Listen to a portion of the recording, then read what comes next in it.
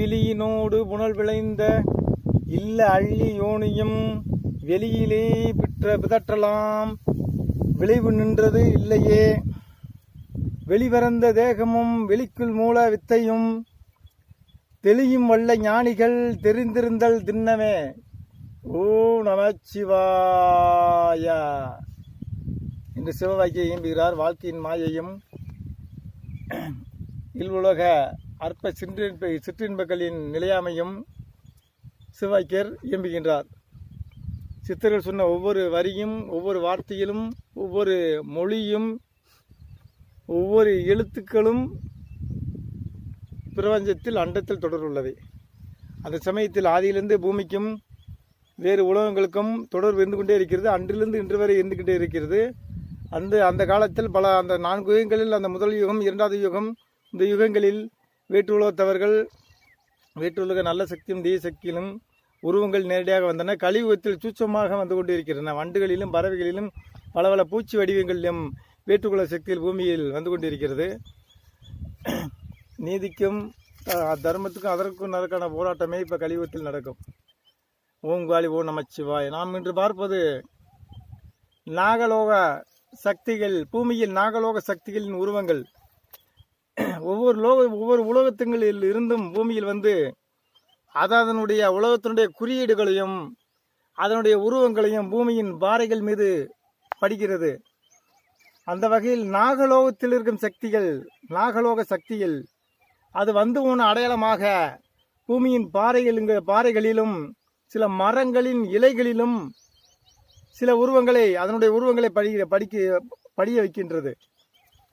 அந்த மாதிரி நாகலோகத்திலிருந்து வந்த சக்திகள் பாறையில் பதிந்த நாக உருவத்தை, பாறையில் பதிந்த அந்த உருவங்களை இன்று நாம் பார்ப்போம்.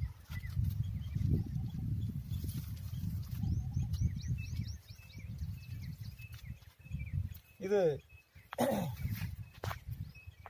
நாகலோக ஒரு நாக உருவம். இது நாகலோகத்திலிருந்து வரக்கூடிய ஆத்ம சக்திகள் இந்த பாறையில் நாக உருவத்தை படிய வைத்திருக்கின்றது. இது பல 1000 வருடங்களுக்கு முன்பாக அந்த உருவம் பதிந்தது. அப்படி இந்த பாறையில் நிலையாக நின்றுவிட்டது. இது தலைப்பாகம்,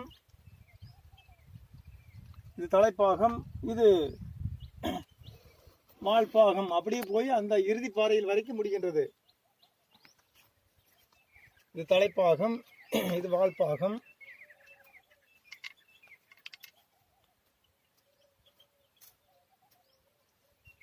இது வேறு வேறு உலகங்களிலிருந்து செயல்களுக்கும் சில கடமைகளுக்கும் இந்த பூமியில் வந்து கொண்டு இருக்கிறது.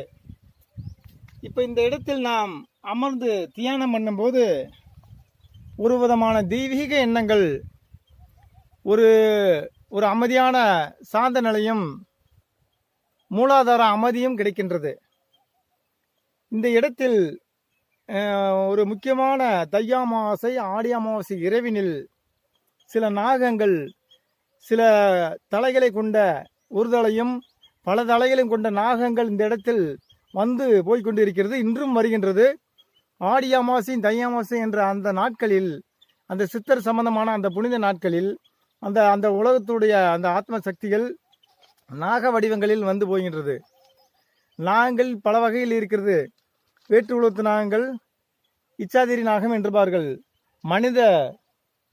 மனித உருவம் எடுக்கும், பாம்பு உருவம் எடுக்கும். தேவை என்றால் மனித உருவம் எடுத்து பூமியிலும் மனிதர்களோடு நடமாடும். அதனுடைய கடமைகள் முடிந்துவிட்டு மீண்டும் நாக உருவம் எடுத்துக்கொள்ளும். மறைத்துக் கொள்வதற்கு நாக உருவம் எடுத்து மறைந்து கொள்ளும். அந்த மாதிரி பல உலகங்களிலிருந்து நம் பூமிக்கு இன்றும் நாகலோகங்களும் கிம்புரோடர்கள் கந்தவர்கள் வந்து போய்கொண்டே தான் இருக்கிறார்கள். இது முக்கியமான அமாவாசையில் அந்த ஒருதலை பலதலை உள்ள நாகங்கள் இங்கே வந்து போய்கொண்டிருக்கிறது. அதை நாம் சித்தருடைய தியானத்தினாலே இங்கே வந்து அமர்ந்தால் நாம் அந்த தரிசனத்தை காணலாம். இப்படி ஒவ்வொரு உலகத்தோடு இருக்கக்கூடிய சக்திகளை அமர்ந்து அந்த தியானம் பண்ணும்போது நம்முடைய மனதில் பல பூர்வ ஜென்ம ஞாபகங்களும் தொடர்புகளும் நமக்குள்ளே வர ஆரம்பிக்கின்றது. இந்த சகல விதமான லோகங்களுடைய அதிபதி யார் என்றால் அன்னை பராசக்தியும் தந்தை சதாசிவனுமே ஆவார். அவர்கள் இல்லாமல் இந்த அண்டமும் இல்லை, பிண்டமும் இல்லை. அவர்களை இன்றும் தியானித்து உலக நன்மைகளுக்கும் கலியுகத்தில் தர்மம் தலைத்தோங்க நாம் பாடுபடுவோம். ஓம் காளி, ஓம் நமச்சிவாய.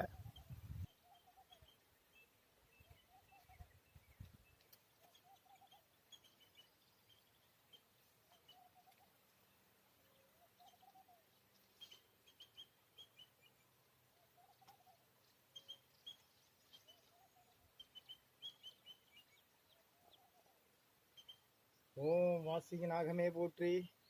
ஓம் நாகலோக தேவியே போற்றி. ஓம் மானசா தேவியே போற்றி. ஓம் நாகமாவேதே போற்றி. ஓம் குண்டலினி மகாசக்தியே போற்றி போற்றி போற்றி. ஓம் குண்டலினி மகாசக்தியே போற்றி.